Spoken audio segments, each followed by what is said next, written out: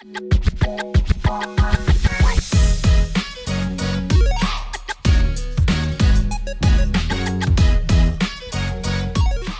everybody, and welcome back to Community FC. We've got another episode of the Roundup review for you. This is going to be episode 5. I know the episodes have been a little bit sporadic this year. We've had a lot going on, lots of stuff happening in our personal lives, and that's just what happens, unfortunately. So we're here when we can, but we are back for another episode. So I just want to welcome my co-host, as always, Rich. How you doing, mate? Very well, thank you, Aidan. How are you, buddy? Yeah, not too bad, mate. Not too bad. Busy, but yeah, enjoying all the football we got going on at the moment. So right, this weekend, there was some interesting things that happened. So I don't want to say like we're going to repeat ourselves from a previous episode, but we're going to talk a bit about teams finding form. We're going to talk about, some other things we've got going on. But the biggest problem we've had yet again is consistency of our favourite thing, referees and VAR. So I'm sure it doesn't need to be said. If you're into your football, you know what happened this weekend. So handball decisions, so many went against so many teams, and there just doesn't seem to be any consistency on what has happened. So I will let you start. I think we've got a couple to go through. So why don't you kick off on the West Ham one, which I think there was 2 incidents in, and we'll just take it from there. This is the thing, and before we start, it should be said that I think the problem that everyone's got with VAR right now is the consistency and how. In fact, if I remember rightly, there's 4 handball decisions, 2 of which mirror each other, and both of them were the opposites. So in the West Ham game, for example, you've got Scamacca. Ball bounces up, he controls it. Ball bounces up and brushes the bottom of his knuckles. His arm was by his side, couldn't really do anything about it. I mean, his arm was in a natural position, but it bounced up. And the goal was allowed. On the flip side of that, in the United game, Rashford takes a ball, skips past a challenge, knocks the ball up, and it bounces off his arm. Now Rashford's arm is in a natural position. It's by his side. The ball bounces off his arm, and then he's able to go on and score. That goal is disallowed. Here you see the problem with the consistency with VAR. It's just shocking. The problem I have, right, is obviously as a United fan, the Rashford one, like we won the game, so it technically didn't alter the result. It could have, because it came at a time when we thought that was sealing the deal, getting the points and stuff, and even Rashford made a comment about it. The problem I have is with lots of decisions this weekend is the ruling doesn't seem to apply in certain phases, or how certain ways the rules interpreted don't make any sense. Because the Scamacca one, I'm by no means saying that should have been disallowed. I think most of the goals this weekend we're going to talk about probably should have been, because they're not in non-natural positions, which in my opinion is the biggest problem for handball. If they're deliberately your arms out in a crazy position, then you're stopping the ball when you shouldn't have been. Scamacca, it literally lightly brushes his knuckles. Fine, he can have that one. Rashford, it does hit much more contact, way more contact than Scamacca's. I'm not ever hiding behind that or anything, but he's literally leaping over someone as the ball comes up, brushes his chest, then his arm, then his chest again, and it's just so it's a natural position that he runs on and does it. But in the letter of the law, and this is where the problem lies, I think, that they were basically saying, if I've got the ruling up here, I'm not going to read it all for you, but they're basically saying if the player goes on to score and it's in the same phase, if no matter what happens, if it hits any bit on your arm, that's disallowed. Okay, so Rashford's one, then the letter of law should be disallowed, but then Scamacca's wasn't. Then we go to the West Ham game again, the same game, when Antonio goes through it, brushes up off his, hits his arm way more. He almost does a little juggle and carries on. But because there's a bit of a scuffle with the keeper and another defender, apparently they're calling that phase 2, not phase 1. So they're like, so then it doesn't matter because it's gone past phase 1, so that it doesn't count out the handball. And it's like, how is this consistent at all? Like, most of the commentators and match day analysis and everyone were saying, one, they think most of the goals should have stood this weekend because it's slowing the game down. But 2, they were just saying it. I mean, the only thing I will read out for the Rashford one, so Guy Mowbray, who was commentating, said there was literally nothing Marcus Rashford could do about that. It's entirely accidental. But if the player who scores scores after the ball has touched any part of his arm, then it's not going to stand by the letter of the law. But even they're going, well, yeah, okay, but it doesn't help the game. And then the final one was the Gabriel handball decision in the Liverpool Arsenal game. And in my opinion, it's not given. It's really quickly decided on. But Gabriel's arm's at a completely unnatural position when he blocks the ball. So it's like, so why isn't that one given? But some of these other ones that were taken away, not stood. On the flip side of that Gabriel one, Dan Burn in the Newcastle game, given pretty much exactly the same body shape, exactly the same thing. We're talking if it's a really quick shot with very short distance, then there's nothing they can do about it. Same thing happened with Dan Burn as did with Gabriel. The problem here is the consistency of it. No one would have a problem if they were all disallowed. Exactly. No one will have a problem if they were all allowed. The fact is that they're so different, and it's been really good this weekend because we've got literally two sets of pairs, one given, one not given. So it really highlights the inconsistency. Yeah, and it's just like, it's those things that they're trying to make this letter of the law, but then it's not being upheld by the referee or the VAR decision. I know they're trying to get to that place, but they just, it seems, never will at the rate that this is going on.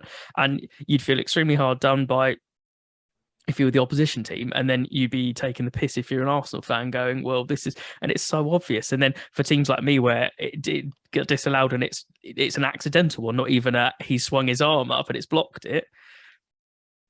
I don't know. It just, I think we're gonna talk about this in different weeks. And the reason I wanted to highlight it today is because it was a different issue than we've recently had with consistency of VAR. So it's not like there's one thing that they really need to work on to get fixed. It's just across the board.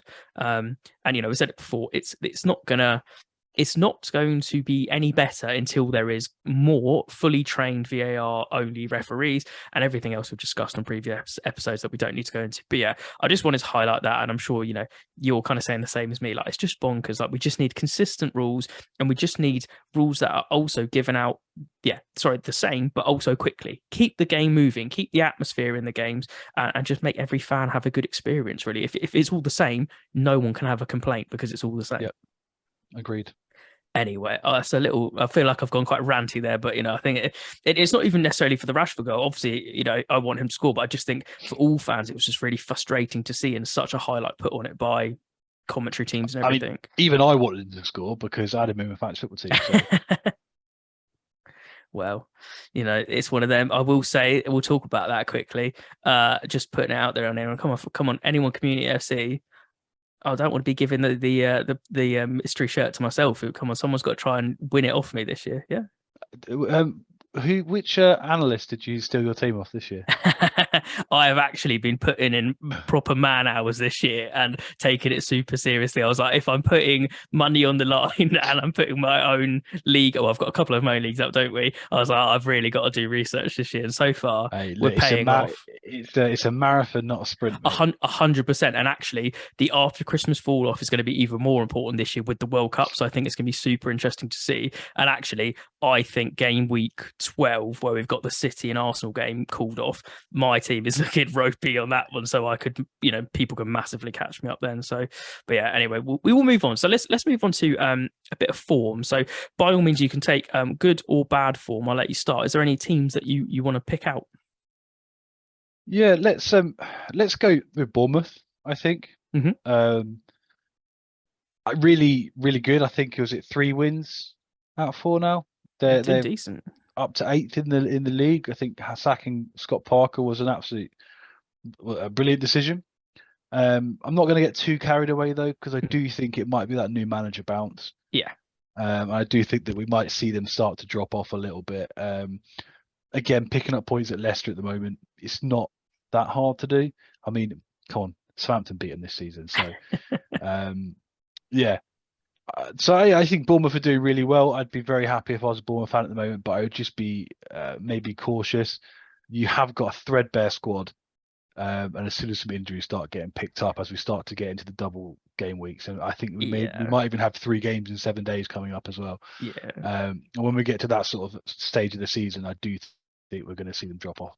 I will say, I agree with you with the manager bounce. I think I was very against the Scott Parker sacking, and so far that's looking like a great decision, and you can't go against that with stats. But I do think it's a new manager bounce, and I also think that Bournemouth have played some teams at the right time when they've also been having dips. So yeah, not taking anything away from them. They've put in the performances and they're getting points, but I think it's important to take that one. So you mentioned Leicester. I think that's the easiest one to jump back onto. So they looked like for one game only, that they were like, oh, everything's fixed again. We're having a good time, and then straight back to losing again. And like I know we've had our TikToks on it that people were liking and all sorts of stuff, but like seriously, what does Rodgers have to do? Like it's now beyond like. I mean, I really feel for Leicester fans because I feel like that as a Southampton fan as well, Ralph.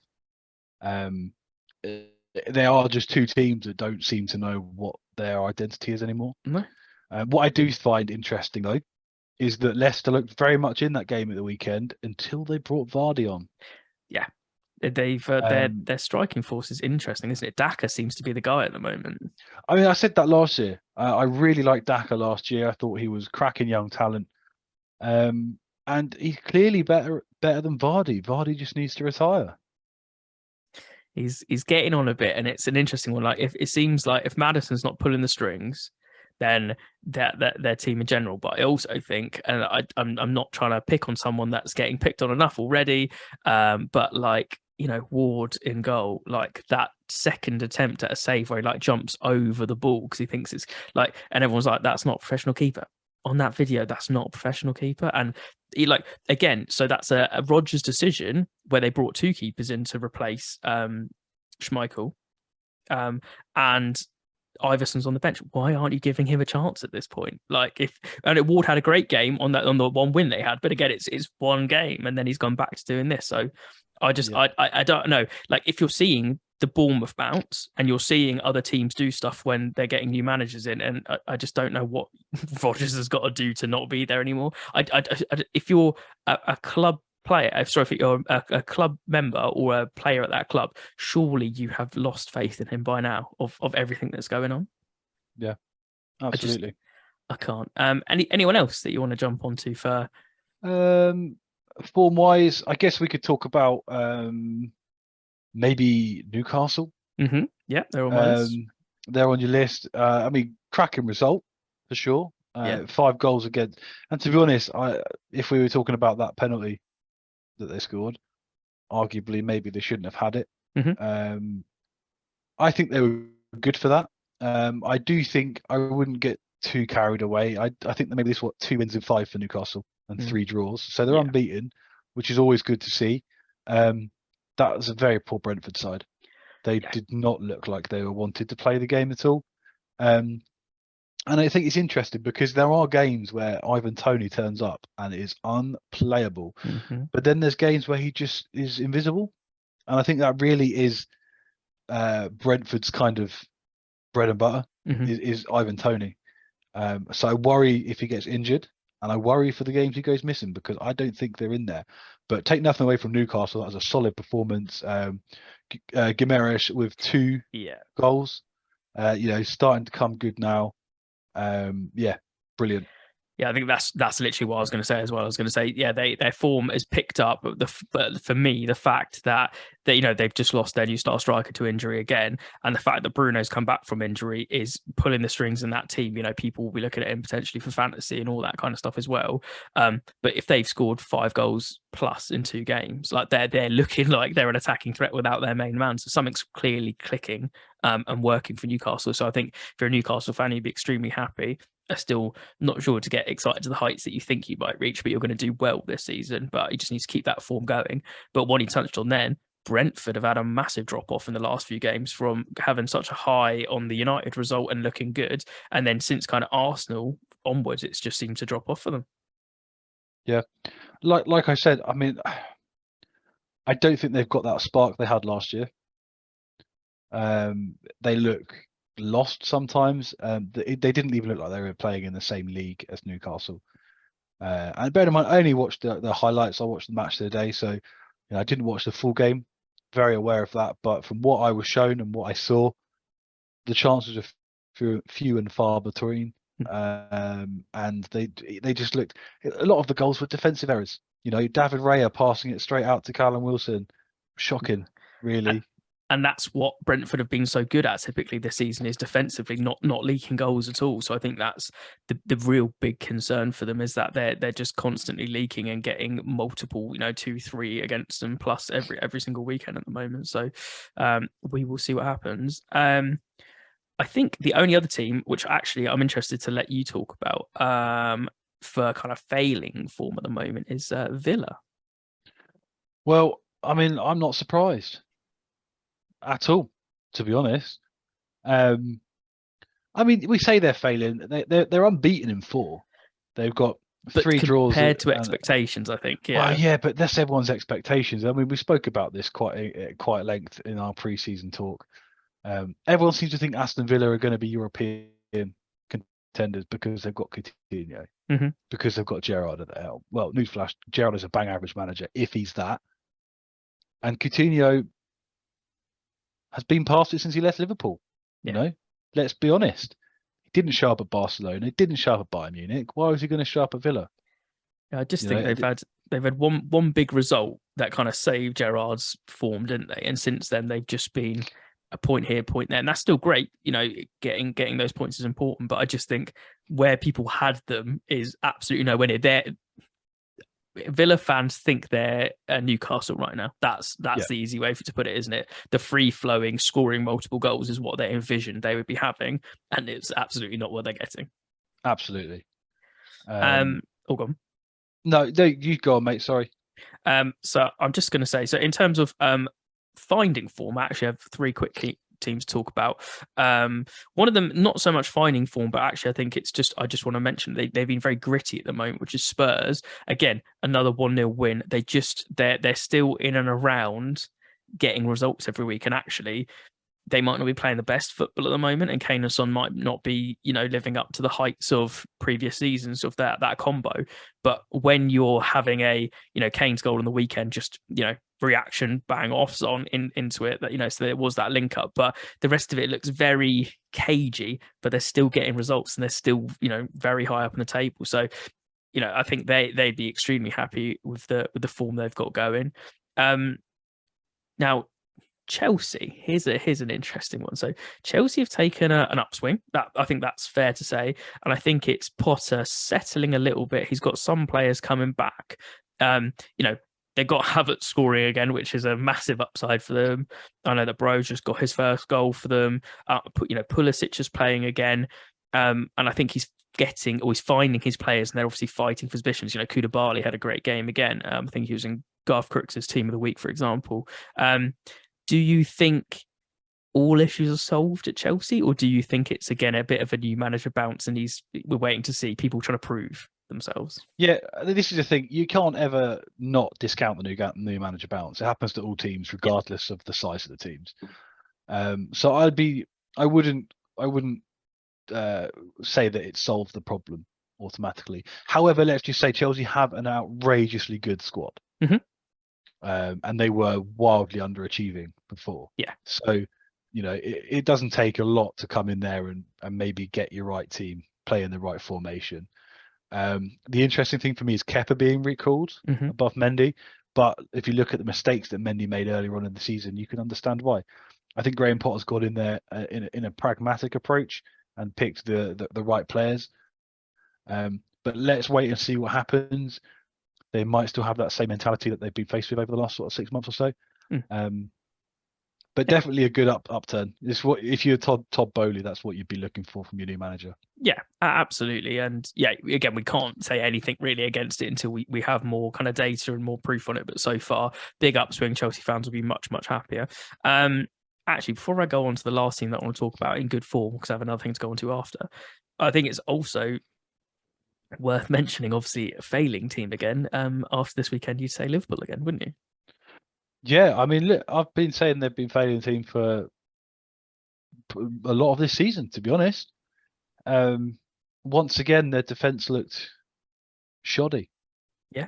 And they were, let's be honest, they were dragged by their forwards. And it reminds me a lot of Liverpool from 2016-17. They're going back to trying to play their "we'll score more goals than you" route of it. But Salah just looks like a shadow of the man he was before AFCON. I think they're really missing Sadio Mane. His ability to pop up and score important goals at any point of the game is not something I think they really expected to miss. I don't think Luis Diaz, no, he's injured now as well. I don't think he is at that level that Sadio Mane was just yet. And I think Darwin Núñez is not the level that they expected him to be. If you see right now, their best striker, Firmino, who's been sat on the bench for the last 3 or 4 years. Yep. So that tells you all you need to know. Their defense is shocking. I actually think that they might be better off with Trent being injured. It could be for a few weeks, get his head together. Yeah, I think he's been absolutely shocking in the last couple of months. I don't know what's happened with him, but it just switches off whenever he doesn't have the ball. Yeah, I just like that Liverpool team. They have a horrendous amount of injuries now, which is really going to hamper them. They've had their midfield missing. Their defense was not looking good anyway. It was looking extremely poor defensively, and not even getting the same attacking returns like they used to. And now, obviously, Diaz is out until after Christmas. Trent's injured. Matip as well, is it? Yeah, and obviously Arthur they brought in is 4 to 6 months after a training injury injured as well. Like they just can't catch a break in terms of injuries, and that's going to hamper their squad. Núñez, to be fair to him, I will say he looked reasonably good on the weekend against Arsenal when he came on. He just needs to not get stupid red cards and embed himself in the team and settle in. Then you might actually get to see, but he still misses far more than he should at the moment for the pedigree he's supposed to have and how much he cost. And then just quickly speaking on that, I think I forgot to mention it earlier. In terms of the Liverpool Arsenal game, it was extremely, it was good viewing, very cagey, but some decisions that went wrong in that match. But also I just want to quickly touch on the Henderson issue. Again, we're not here to say something's happened one way or another. There is no confirmation, so I'm not going to even say it. I'm not even going to suggest what was said. We just know that something was said for that team to kick off extremely badly, and he does hit him again. Like, I know it's very minor, but he's like, he's still gone up and done it. But I think he must have said something, and it's not the touch that's done it. If you see the reaction of Pete, like Xhaka, I know he's a hothead anyway, but getting him away. But then you saw, this is the telling sign for me is when Firmino found out, also Brazilian, and then he's like looking at Henderson like, what are you doing? And almost is coming to Gabriel's defense. And then there's another clip later where Alisson is told, and he's like, what are you doing, kind of thing. So I don't want to speculate too much, but I just want to say, and I think again, you can tell me if that's your thought in a minute, but if he has said something which is a racial comment or anything like that, then there absolutely needs to be repercussions. There is no place for that in the league, and so that could be another midfielder down for Liverpool as well. So I think it was just something that needed highlighting. But yeah, not good. Not only that, but I think he's a captain, isn't he, Henderson? Yeah. And that's if you're going to be acting like this, not only are you setting a terrible example, but also you're going to fracture the dressing room, because you have got Firmino, Alisson, you've got a lot of players from different countries, different races, different religions, all within that club. That you're going to fracture that club, and people are going to not respect you. They're not going to listen to you, not going to like you, and that puts your position. It puts you in a really bad position, and ultimately, it puts Liverpool in a bad position. So we won't pass judgment. We don't know what's been said. We don't know what's happened. We're not there, or we're not flies on the wall here. But if that is the case, then it's reprehensible, and there should definitely be absolutely be repercussions for him. And the same thing I will say, actually, really fair play to Arteta for quashing that in his after press conference, being like, what was said was said. I'm not dealing with it here. And that's really great to see as well, because there's no speculation. There is speculation on the situation, but he's not adding to that speculation. He's just like, it will be sorted, and that is how it should be from the opposition manager, that it's happened to your player. So really professional by Arteta. I just want to quickly move on to the last team that I want to talk about in terms of form, which I think is a bit deserving, and there's another bit to go on that. So I'm actually going to talk about my team. So United had another win against Everton. The reason I just want to talk about it is obviously people are going to focus again, rival teams definitely, and it wasn't a good match. I watched it with you. Got battered by City. Not stepping away from that. We didn't have a pod that week, but we did. Yes, we got some constellation goals, but City had brought some youngsters on and just switched off basically when they were on cruise control. But I just want to point out that you can see from those first games when we got absolutely destroyed, and then seeing the football we're starting to try and play and implement now, you can see that Ten Hag ball and that Ten Hag philosophy coming through. We're 5 wins since that Brentford one. We're 5 wins out of 6. That City one being the only one, and we've played Arsenal, who haven't lost against anyone except us.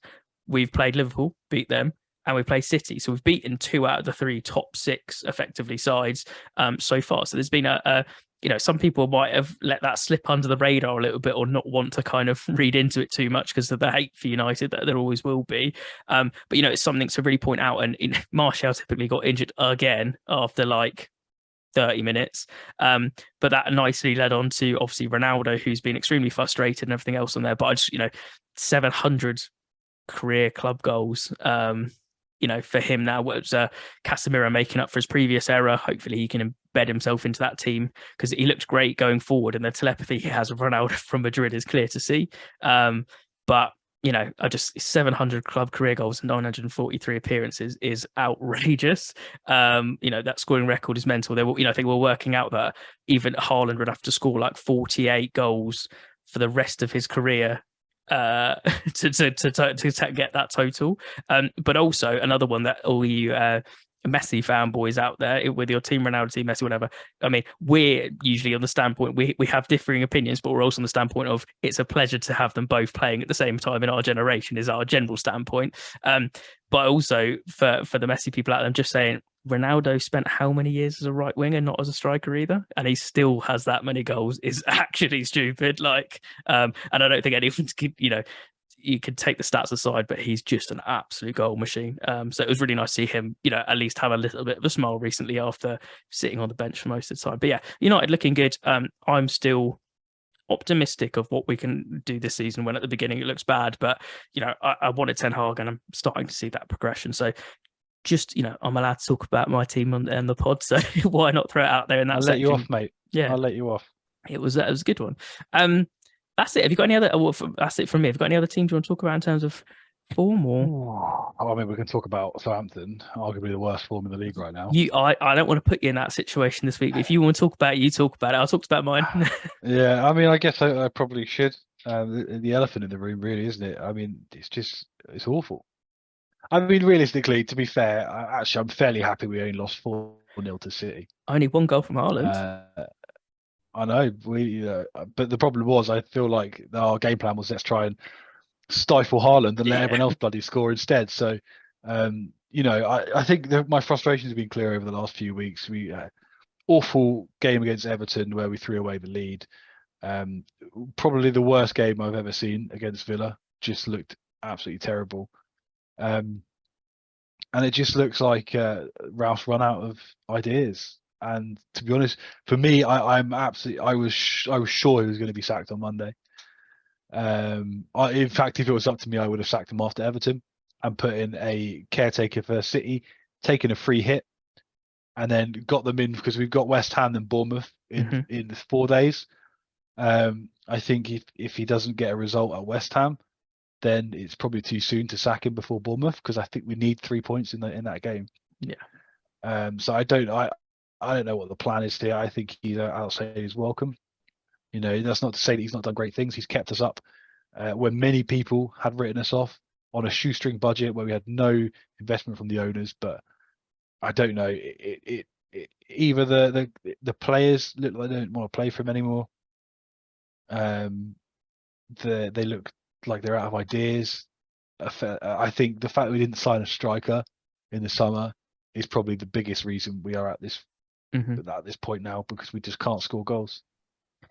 It's a tough one, isn't it? I think obviously watching a lot of games with you and hearing your opinion every week and stuff has opened my eyes to some of the stuff that happens at Southampton. But I think, as you said, they're the plan, and that's the problem. I don't think there is a plan, because I think they almost get to the point where it could be game over for him, and then for all of a sudden it doesn't happen, and then the game's coming up, they're like, no, it can't disrupt the squad. But I think the squad's already in that position where the odd injury has really hampered you now, and the lack of the on form striker up top. But the problem is, and this, not only for you, it's for Leicester and other teams as well. If you're seeing teams like Bournemouth, for example, who everyone has as 20th, dead 20th, going down, still probably will be, but when everything settles. But you've got these teams that are having the manager bounce and everything. You then start to worry generally about relegation fodder, because teams where you thought Brentford were going to be fine at the start of the season, now plummeting down. You have, Leicester just been utterly terrible, and you don't want to join them because these other teams are looking scrappy and picking up points here, there, and everywhere. Yeah, and this is the thing. This is why I think the trigger should have been pulled already. To be honest, I think that he's ready to go himself. I think, if I'm going to be honest, if we see his kind of mannerisms on the touchline, he looks very different to the Ralph who was crying after beating Liverpool. He's straight down the tunnel after a game now. Like, doesn't even acknowledge the fans anymore. He's quiet a lot of the time. Ruben Sellés is doing a lot of shouting. It seems like he's kind of checked out. And if I'm being honest, I think that they're probably in the process of recruiting.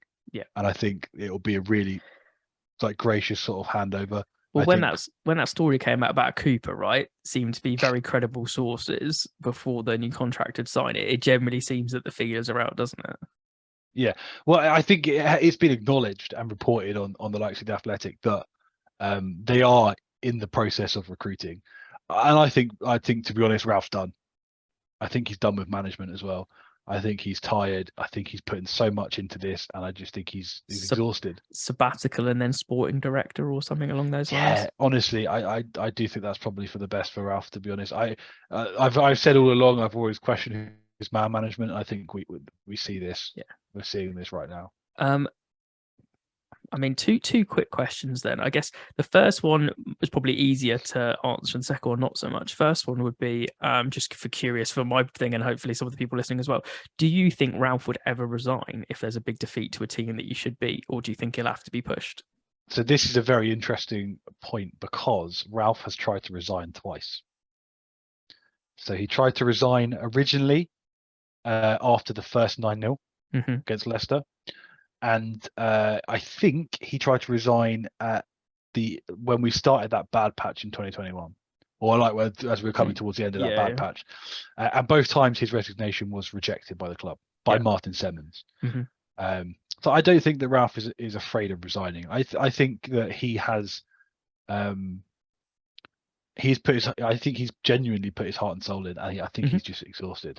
Well, it could be a behind the scenes thing. If you're saying he's tried to resign a few times, it generally could be it's acknowledged by the club. He's almost caretaking until they find the perfect candidate. And then there'll be, as you said, be a kind of no hard feelings handover period, because he wants to see the club succeed because he cares so much. This is exactly what I think, to be honest. I think that they're literally just maybe biding their time till they get the right appointment.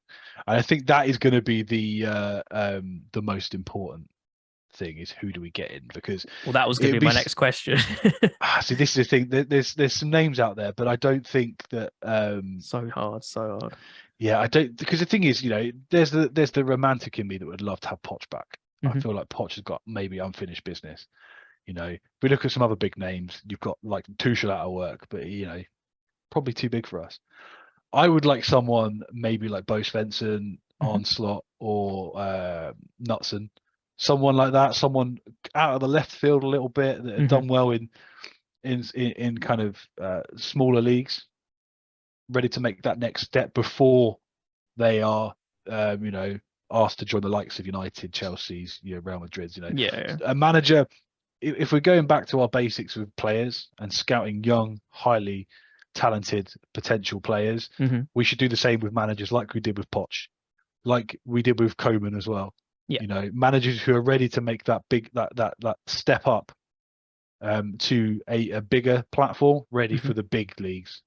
So that's where I would be looking to go, to be honest. So I don't know why this has just come into my head. Bear with me on this crazy thought process. If you were going completely the opposite of what you just said, and let's just theorizing this happened, Would you take Brendan Rodgers at Southampton? A fresh start, a fresh club, and we both rate him reasonable as a manager. Yeah. I think I would. I'd take Rodgers. I just don't think Rodgers will fit our profile. Yeah, to be honest, that's just the thing. I think we're going to be looking for someone who wants to promote you. Yeah, who wants to work within the club's philosophies, and I don't think that's Rodgers. Yeah, no, that's right. It just came like it was just because we've talked about this, weeks before as well, and the manager market is sparse at the moment from all levels of. Top of the game, you've obviously got Tuchel up there right now, and below that you've got Poch and then other people. But I just think there's so many random results of so many clubs getting rid of managers. It's just such a free fall of who you get at the moment, and you need to find that perfect fit, which is very, very tough. So it's not Scott Parker as well. That's I don't think he wouldn't have to move his family far. I just don't think he's the one, to be honest. I'd actually quite like to see him be the next England manager. That is an interesting shout, depending what happens at the World Cup with Southgate. But that's a whole other debate we won't get into on this call as well.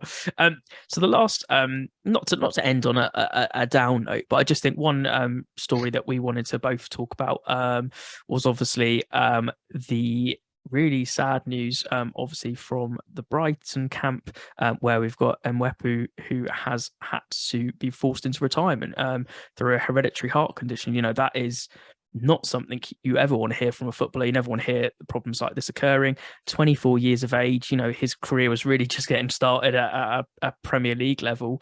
And I just think it's something we just want to highlight, wish him all the best in terms of football. He's saying he wants to stay in football.